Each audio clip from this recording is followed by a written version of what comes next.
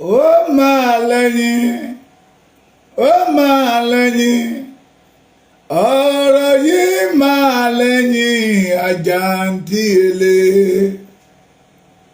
ó máa lẹ́yìn o dídákẹ́ táwọn ọba wá dákẹ́ ó máa lẹ́yìn o àjàǹtí ele àwọn àgbààgbà ilẹ̀ Yorùbá wọ́n kọ̀ wọ́n ò sọ nǹkan kan ó máa lẹ́yìn ó máa lẹ́yìn ọ̀rọ̀ yìí máa lẹ́yìn àjàǹtí ele. Another 50 years amalgamation oko ẹrú Fulani again ó máa lẹ́yìn o ọ̀rọ̀ yìí máa lẹ́yìn àjàǹtí ele. Tinubu fẹ́ fi Yorùbá negotiate another 4 years 4 years ìta kọ́kọ́ tó ń jẹ kò tí ì jẹ́ tán ó máa lẹ́yìn o ó máa lẹ́yìn ọ̀rọ̀ amalgamation yìí ó máa lẹ́yìn àjàǹtí ele. Mo tún kí yín gbogbo ẹ̀yin ojúlówó ọmọ Yorùbá ìdúró òsì ìbẹ̀rẹ̀ òsì fẹ́ni tó gbódómì ọmọ Yorùbá lókùnrin lóbìnrin mo ló máa lẹ́yìn o ó máa lẹ́yìn ọ̀rọ̀ yìí máa lẹ́yìn àjàǹtí ele. Prince Ọ̀nàọlápọ̀ Omíyalé Démọ́lá tèmi long time kú ọjọ́ mẹ́ta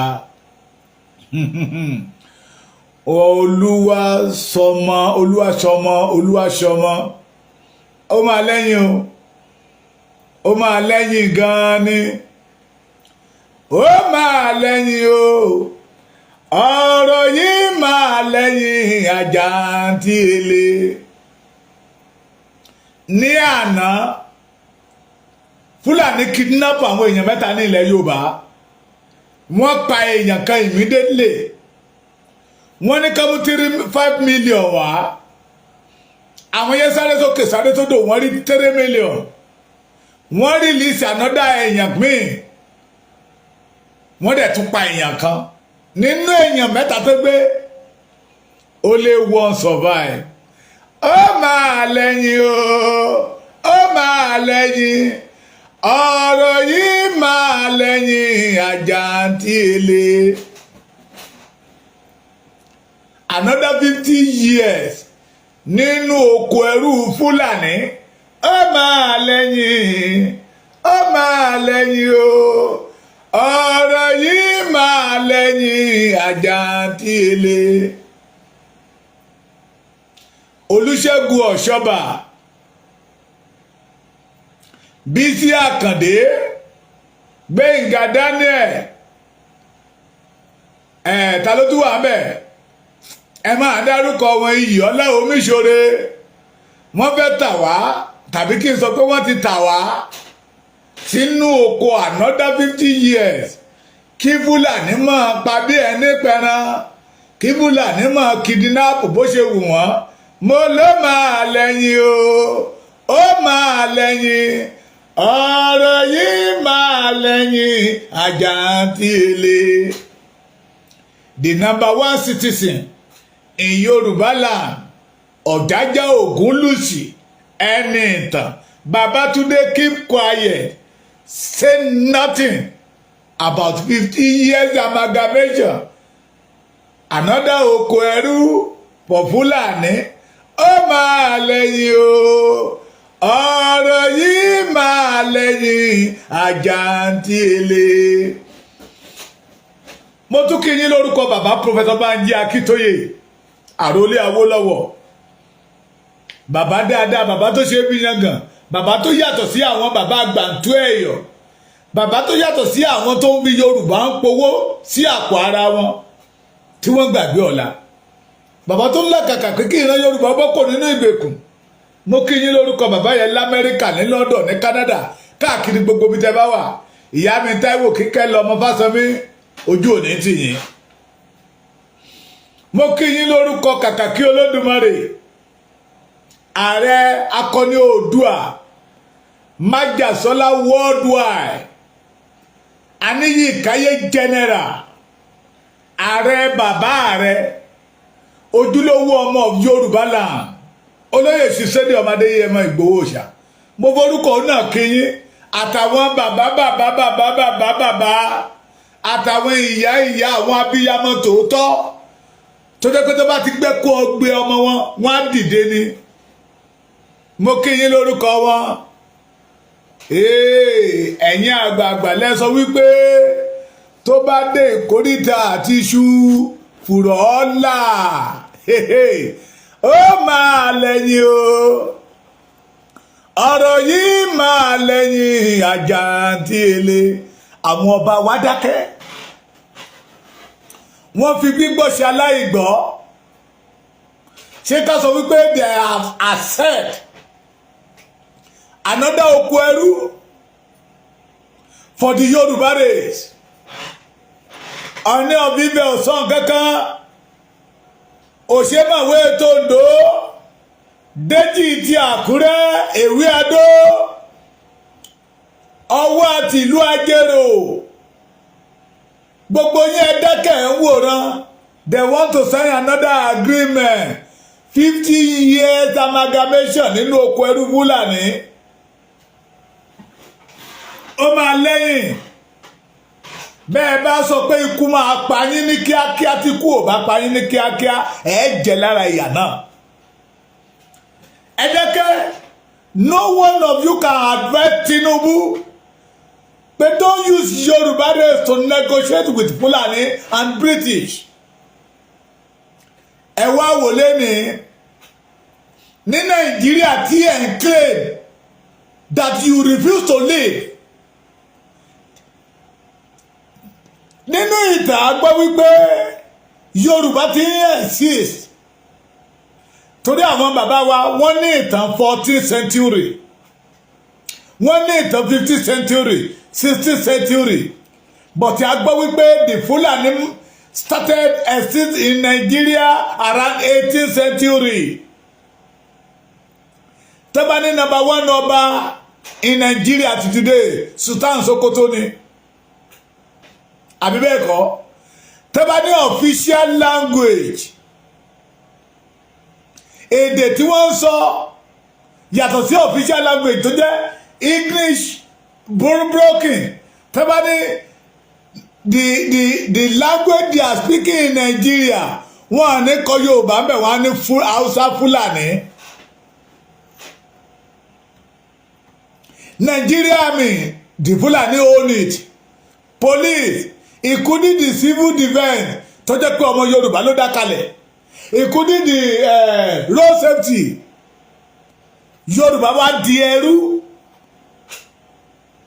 ọmọ Yorùbá ò rí ọ̀nà lọ àwọn gbẹgbẹ ayé ìnira wọ́n tún wá gbé another 50 years oko ẹrú kalẹ̀ ẹ dákẹ́ ẹ̀ wò lọ ẹ wá ṣe bíi pé ẹ gbọ́ Ọọ̀ni of Ifẹ̀ Ọ̀jájá Ògúnlùsì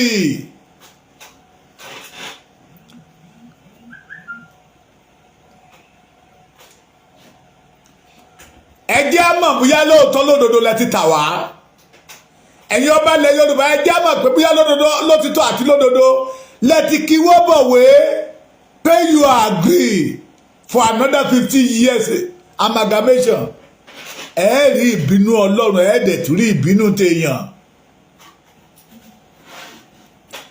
Those people call themselves Afẹ́nifẹ́re àwọn ọmọ Awólọ́wọ̀ mo ti sọ ti pẹ́ ìwọṣọ yín jọta Awólọ́wọ̀ bọ̀tẹ́ ẹ̀jẹ̀ tó wà nínú yín ti Ṣàgàrí ni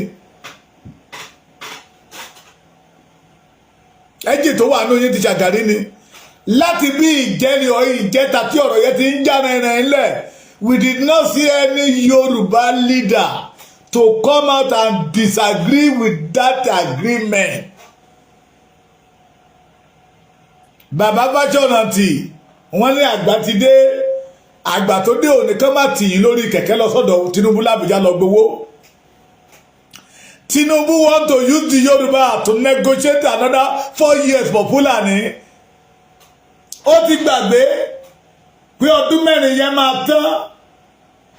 Àrọ́mọdọ́mọ ọ̀dọ́ ìṣe àwọn ti believe. Àwọn believe pé àwọn ti make it. Pé níbi tí àwa ṣẹrú wọn dé, tọmọ wọn bá tún débẹ̀ ká tún máa ṣẹrú àwọn ọmọ wọn lọ. Ìlú máa yí orí máa change. Tẹ́bá ló máa ya lóró tí ò ya lóró tó jẹ́ pé ìbú ló ti lọ ya ìlú yí orí change nìyẹn. Olúṣẹ́gun Ọ̀ṣọ́bà. Ìgbà kan you say that you are the secretary to the Baba Awólọ́wọ̀. Ṣé ẹ̀kọ́ tẹ́ ẹ̀kọ́ lára Awólọ́wọ̀ rí kẹ́ máa fi Yorùbá lu gbàǹjo? Bísí Àkàndé ọmọ ojú ọ̀rọ̀ lárí tí pọlá níyọnu tán pè yín ní bàbá kékeré, ṣé ara ẹ̀kọ́ tẹ́ ẹ̀kọ́ lára Awólọ́wọ̀ rí? Tí wọ́n fẹ́ ti ìran Yorùbá wọnú ìgbèkùn, tí Fúlàní ó ní oore ọ̀fẹ́ láti máa dú wa bí ẹni dú ẹran, wọ́n máa jí wa gbé bí ẹni jí màálù gbé lóko. Ilé wa wá di ilé Fúlàní, ọ̀nà wa wá di ọ̀nà Fúlàní, oko wa wá di oko Fúlàní. Àwa dúró bí aláìléèyàn, bí aláìjẹ́ kankan lórí ilẹ̀ bàbá wa. The land will never belong to us again. Agreement tí àwọn bàbá wa ṣe nígbà yẹn lọ 100 years, a sì ń jẹ́ lẹ́nu àti ìjẹ́tẹ̀ ẹ̀ tún fẹ́ kí wọ́n bọ̀ míì. Gbogbo yín dákẹ́ ẹ ṣe bíi pé ẹ gbọ́. Olú Ọlọ́run máa lu gbogbo yín lálùbọ́lẹ̀, àtẹ̀yìn tẹ́ fẹ́ sáyẹn bí ẹ̀dẹ̀ ti sáyẹn. Àti David Nam tó dáná wá sí báyìí àti ìjọba British. We the Yoruba we are saying British ò lè dictate ayé wa fún wa mọ́ bá ṣe máa gbélé ayé wa. We reject Nigeria totally. Ẹ̀yin ọmọ Yorùbá tẹ́ ẹ ní fún àtẹ́ lé kaná tọ́lọ́run ṣẹ́gi ọ̀la fún that you don't want your orísun to perish. Ẹjọ́ bí ẹ bá bá wa kọ́ńtàtì Russia náà ni. We need help. Russia, come and help us. We need our freedom. We don't want to belong to Nigeria anymore. Russia, come and help us. Deliver us for the British and America. They want to kill our glory. Ẹja pariwo síta. Let everybody, if you know that you are true citizen of the Yoruba land, pé ọmọ kan ní ẹ àti ṣe ní bòńkẹ́lẹ́tẹ́lẹ̀, ẹja pariwo kí gbogbo àgbáyé ó gbọ́. Ẹ dára bá mi kọ́ tibẹ̀ yẹn. Russia, please, we need your help. Russia, we need your help. Deliver us for British. Deliver us for America. We don't want to belong to Nigeria anymore. We are tired. Fulani are killing us every blessed day. Kidnap us. We don't want to have anything with terrorists.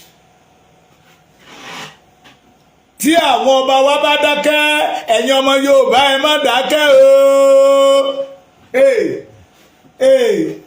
Ọ̀rọ̀ burúkú tó ń tẹ̀rí, àánú ara mi ń ṣe mí, àánú ìran mi ń ṣe mí, torí ògo tí ò rí ògo lò, àánú ìran mi ń ṣe mí. For those people that are supposed to fight for the Yoruba, wọ́n ti gbà bọ̀dẹ̀. Àwọn ọba wa ti gbà bọ̀dẹ̀. Ẹni kẹjáde tí wọ́n bá gbà bọ̀dẹ̀ kán wá sọ̀rọ̀. Tí àwọn ọba Yorùbá gbà bọ̀dẹ̀, ẹni kẹjáde síta, wọ́n ti ń gbọ́, wọ́n mọ̀ nípa ẹ̀. 50 years amalgamation, they want to keep Nigeria together by force. They know about it. Tinubu ti pè wọ́n. Tinubu want to use the Yoruba to negotiate another 4 years. Russia, please come and help us. We are in bondage. Ẹja pariwo. Ẹ̀yin bàbá wa tẹ́ wà nílùú òyìnbó lọ́hùn ẹ dìde. ojúbọ̀rọ̀ mo ti pẹ́ mo ti sọ pé ojúbọ̀rọ̀ ò ṣe gbọmọ lọ́wọ́ ẹ̀kúrọ́ torí wípé ọ̀tá alé ní sílẹ̀kùn fún ọ̀tá òde ọ̀tá ilé nì ẹgbà wa iṣẹ́ ilé ti kọjá iṣẹ́ tí ẹnìkan lè dá ṣe. I want you to run around ẹ máa bá wa gbéṣẹ́ dé Ìgbòho káàkiri kó máa deliver letter kó deliver letter yẹn dé Russia kó deliver letter yẹn dé North Korea ṣé North Korea ni yes we need help Yoruba race need help. We don't want Fulani to destroy our land. We don't want British to dictate to us anymore. Bí Ọlọ́run ṣe dá wọn lọ́lọ́run ṣe dá wa. British, they are not the one that create us. We don't want them in our land anymore. We don't want Fulani in our land. Àwọn ọba wa tó dákẹ́ tó bá jẹ́ pé owó lẹ ti gbà owó yẹn ló máa ṣekú pa yín. Tó bá jẹ́ pé wọ́n halẹ̀ mọ́ yín ni. Àmọ́ ọ̀pọ̀lọpọ̀ yín ti wà nínú mọ́nì. Ọ̀pọ̀lọpọ̀ nínú yín dẹ̀ ń fa epo. Ọ̀pọ̀lọpọ̀ nínú yín ń bá Fúlàní jẹ Fúlàní mu. Ẹ ta ogún ìran bàbá yín. Ilẹ̀ Yorùbá máa bí yín léèrè. Ilẹ̀ Yorùbá máa bí yín léèrè. Gbogbo àwọn ọ̀jẹ̀lú tí pera wọn lólóṣèlú. Ilẹ̀ Yorùbá máa bí yín léèrè. Tí ẹ mọ̀ pé kú òkè bí eku. Ẹyẹ òkè bí ẹyẹ ọmọ ènìyàn tó sọhun fọhùn bí ọmọ ènìyàn that you keep quiet torí pé ẹ̀yin ti rí jẹ ẹ ti rówó ra mọ́tò. Mo wà nílé epo kan ọba kan ní very few that time àwọn ọlọ́kadà tó wà mẹ́rin oníbọ̀ntà epo yẹn 3,000 kò kàn mí. Mo gbọ́ báyìí pé wèrè lélẹ̀ wèrè ọba tó yẹ kó sọ̀kò pa lójú títì. Ìgbé ayé tí ọ̀pọ̀lọpọ̀ nínú yín gbé nìyẹn. Ilẹ̀ Yorùbá máa mú yín. Tí ìran Yorùbá tí ilẹ̀ Yorùbá ń ké gbé oró tó jẹ́ pé igbe oró tí ilẹ̀ Yorùbá ń ké ẹ̀yìn fi rẹ́rìn ni. You want the Yorùbá to go to another slave again 50 years amalgamation. Ìkàlẹ̀ yín ọba yìí o. Ìkàlẹ̀ yín Àgbààgbà yìí o. Alábàjọ tí Fúlàní fi ń ṣe wá báyìí. Wọ́n ti mọ̀ pé a ò ní àgbààgbà kan nílùú. Alábàjọ tí Fúlàní fi ń ṣe wá báyìí. Wọ́n ti mọ̀ pé àwọn ọ̀pọ̀lọpọ̀ nínú àwọn ọba wa ti ya látẹnujẹ.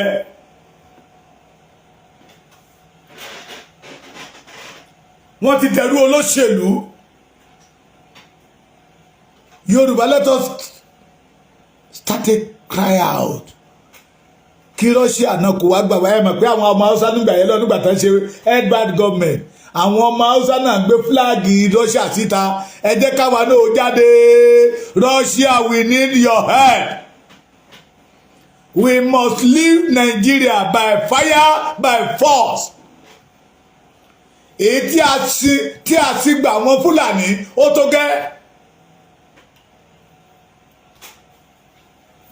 Ó tó gẹ́ alùbàtà ìdáni. Tí àwọn àgbààgbà ilẹ̀ Yorùbá bá kọ̀. Tí àwọn ọba wa bá kọ̀. Tí Tinubu bá lóhun ò lè gbèjà Yorùbá. Òun tún máa kó Yorùbá wọnú oko ẹrú níbi Ọbásanjọ́. Let us cry out. Bí Ọbásanjọ́ tẹ ta ogún ìbí wa fún Nàìjíríà. Don't let us forget it. Everything that belongs to the Yorubas. Ọbásanjọ́ ló wá dóba fáwọn Fúlàní. Ẹ máa lo ẹ máa gbádùn ẹ̀. Lọ́wọ́ Yorùbá bá bọ́ sófo. Tinubu náà tuntun bẹ̀rẹ̀ títí ẹ̀. Ẹ jẹ́ á pariwo. Táwọn bàbá wa ìgbà ni ò bá pariwo. Ẹ jẹ́ káwa tòde òní ó pariwo. Wọ́n á lè pa gbogbo wa tán. Wọ́n á lè pa gbogbo wa tán o. Some people among us all must do that sacrifice. Kí àwọn tó ń bọ̀ lẹ́yìn wa lè rí ayé gbé. Ọ̀pọ̀lọpọ̀ nínú wa wọ́n ti pa wá sára. Òkú lọ̀pọ̀lọpọ̀ nínú wa akẹ̀sì ń mí ni. Ẹni tó pè mí láàárọ̀ pé bàbá Èkìtì ẹjọ́ mo nídìí 20,000 mo níbo ni mo ti fẹ́ rí ó ní ẹ má ṣe báyìí pẹ̀lú ọ̀rọ̀ tẹ́ ẹ ń sọ ẹ má ṣe báyìí ẹ̀yin ọmọ Sunday Igboho mo ní iṣẹ́ rò pé program tá a ṣe rò pé owó la fi ń mẹ́kì ni no ó ní bó ti ẹ̀jẹ̀ 5,000 ní gan ò ní wọ́n ti pa ọ̀pọ̀lọpọ̀ sára. This time around, we must say no to Nigeria. We must say no to Nigeria. Ìyàwó tipátipá tẹ́ ń gba ilẹ̀ wa lọ́wọ́ wa. We must say no. Ó tó àkókò.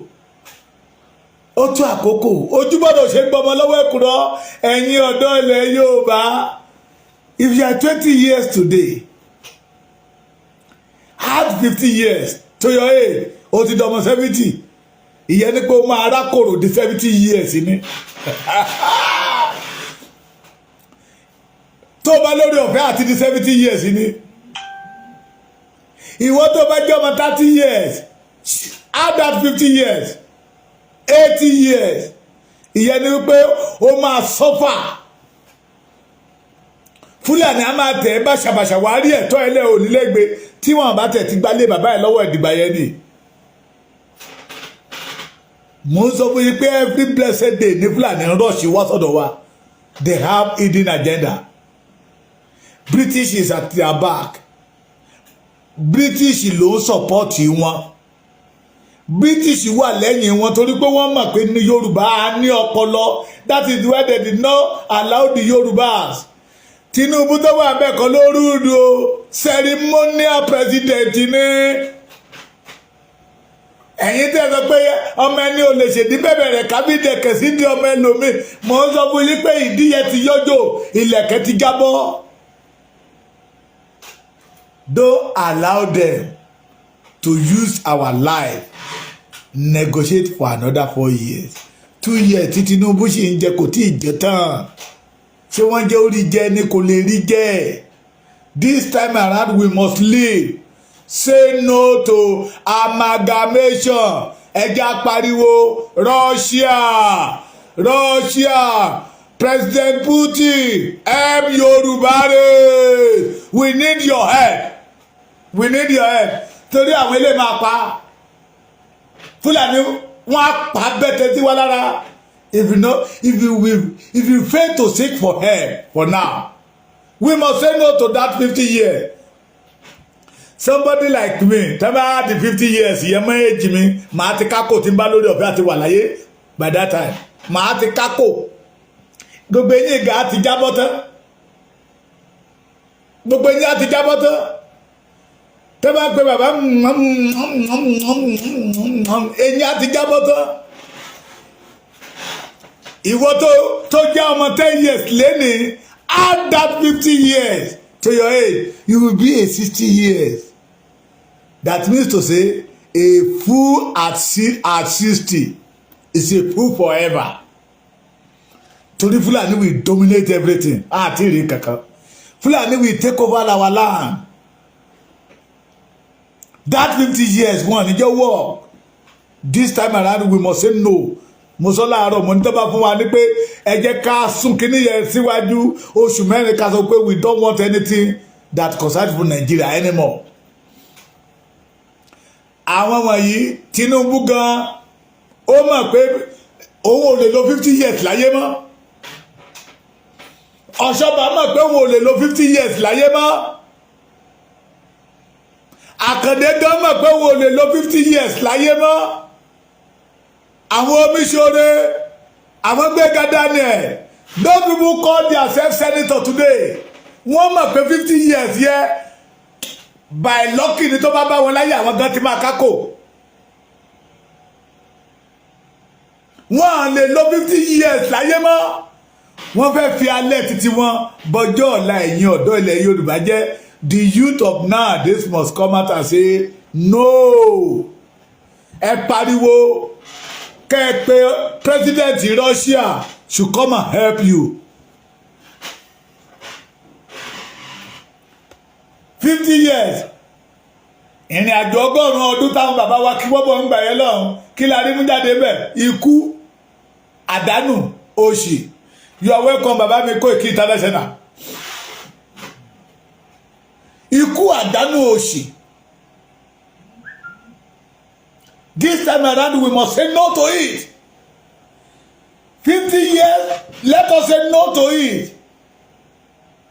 Ṣé dandan ni kéde pé British ló máa control wa níbi táyé lajú dé? mo sọ láàárọ̀ mo lé àdẹ̀rọ̀ ọmọ Yorùbá kankan tó máa ṣe bíi ti Traoré ti Burkina Faso tá a bá rọ́mọ Yorùbá kankan tó máa ṣe bíi Traoré Burkina Faso ẹjẹ́ àpè Russia kábẹ́ Russia kó gbà wá pé we are in bondage bondage Fulani bondage British. The Hausa said they are ready, they don't want to have anything with Fulanis. The Yoruba said they don't want to have anything with Nigeria. Igbo said the same thing. Kill it, British tó ní dandan agbẹ́dọ̀ gbégbé ayé ká máa gbé papọ̀ ó lè tán jà láàrin wa ni. British ló ń jèrè wa tó kéré wa lọ́wọ́ àwọn Fulani. We must say no to it. Ẹ já pariwo lé àwọn ọba yẹn. Bàbá mi á ní tá bá ń sọ̀rọ̀ kan tó dákẹ́ tó sọ̀rọ̀ lóòótọ́ lódodo ló sọ bẹ́ẹ̀ nìyẹn pé lọ́nà kejì tá bá ń sọ̀rọ̀ tá ń sọ̀rọ̀ tá ń gbàgbé ẹni gbàgbá ọtí tó sọ̀rọ̀ ajẹ́pọ̀ ti fara mọ́ ń tọ́ sọ nìyẹn àwọn ọba wa tó dákẹ́ wọ́n ti fara mọ́ ní o wọ́n fara mọ́ ní ẹja máa pariwo wọn síta Ọ̀jájá Ògúnlùsì will be 100 years. Ní 50 ẹ̀rọ 50 years ó ṣẹ̀ṣẹ̀ bẹ́ẹ̀dẹ̀ 50 years àbí ẹ̀rọ 50 mọ́ èjì ẹ̀.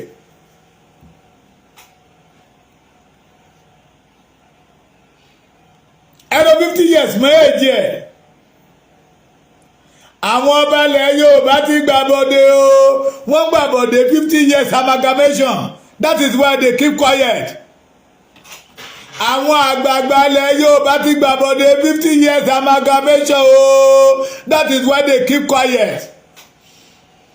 Àwọn Afẹ́nifẹ́re tẹ́bi Afẹ́nifẹ́ bí lọ́sọ̀ gangan wọ́n ti gbàbọ̀dé that is why you see them say nothing. Ẹ já pariwo ẹ pariwo wọn síta.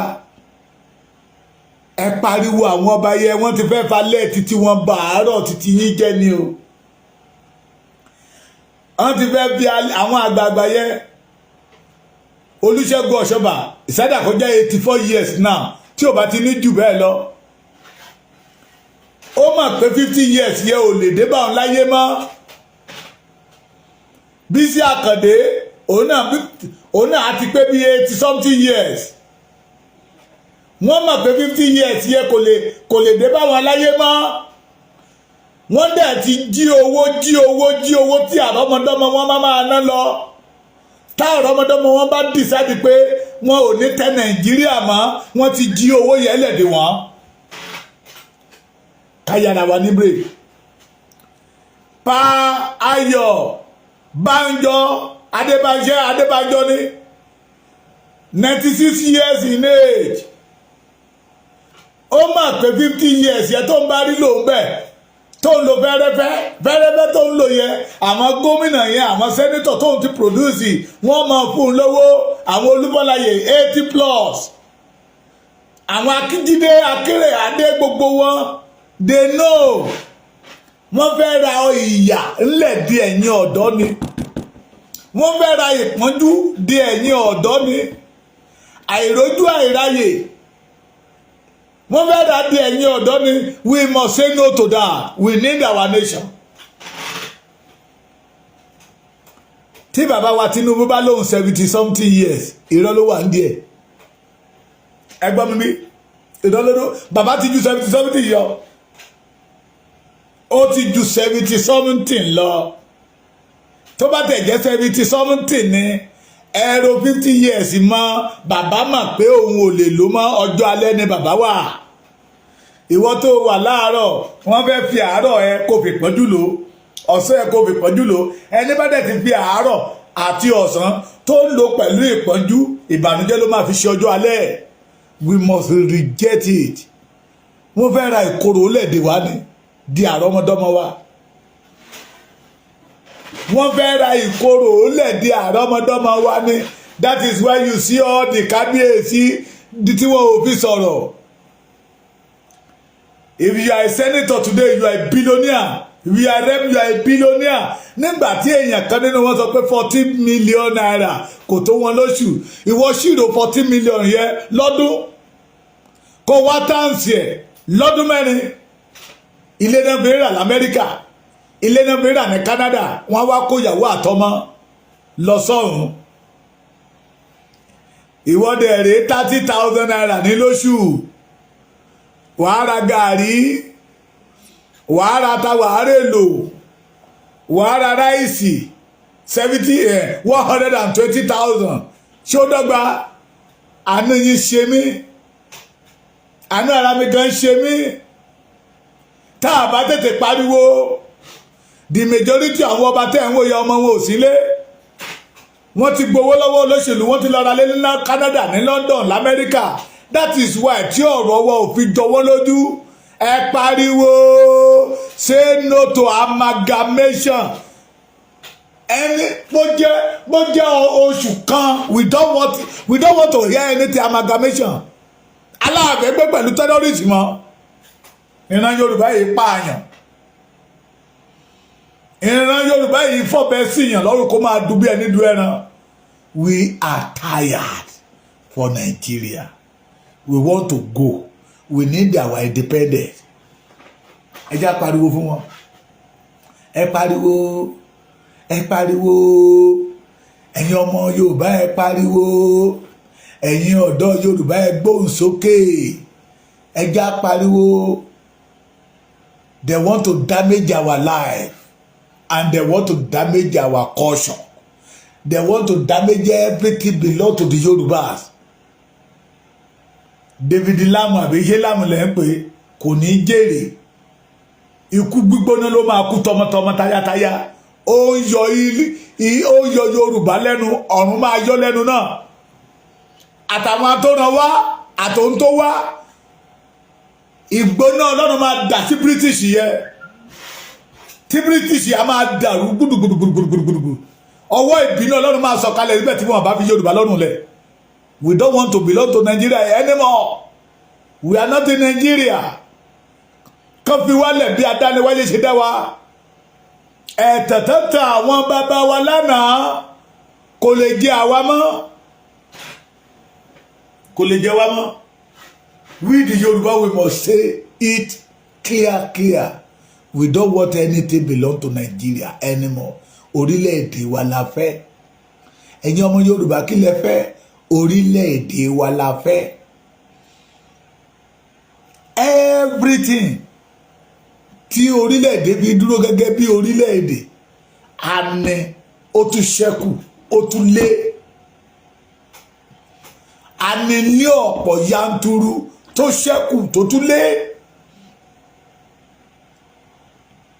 Kí lè rè ní tí wọ́n fi sọ pé Yorùbá ò lè dúró gẹ́gẹ́ bí orílẹ̀-èdè? Kí lè rè ní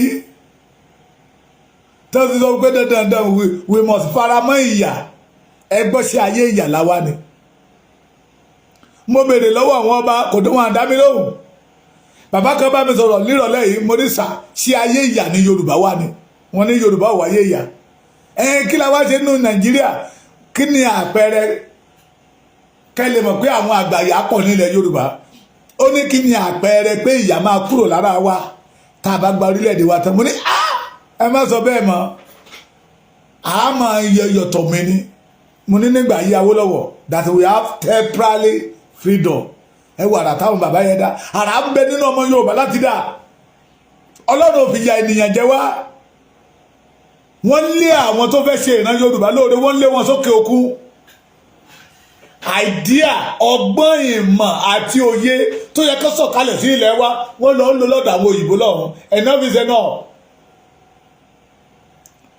Ṣé ẹni tí tó jẹ́ pé ìmọ̀ ti ènìyàn ló ní, bí àwọn tó sọ̀rọ̀ àǹdẹ̀ ṣe máa dẹni ńlá, tó máa dẹni tó wuyì láwùjọ, lótorí ẹ̀ ló wálé tí ẹni kó mú torí pé ó fẹ́ di gómìnà, ó fẹ́ di sẹ́nitọ̀ kó lọ 100 million wá.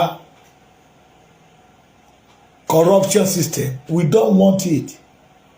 We are going. Ẹ̀yin ọmọ Yorùbá, ẹ má gbàgbàkúgbà o, ojú ò ní tì yín. Ẹ má gbàgbé láti subscribe sí YouTube channel Baba Ekiti TV. ẹ jọ̀ọ́ torí Ọlọ́run ìrànlọ́wọ́ Ọlọ́run máa dé bá yín ẹ ó rí àánú gbà orílẹ̀-èdè Yorùbá òun la fẹ́. God bless you.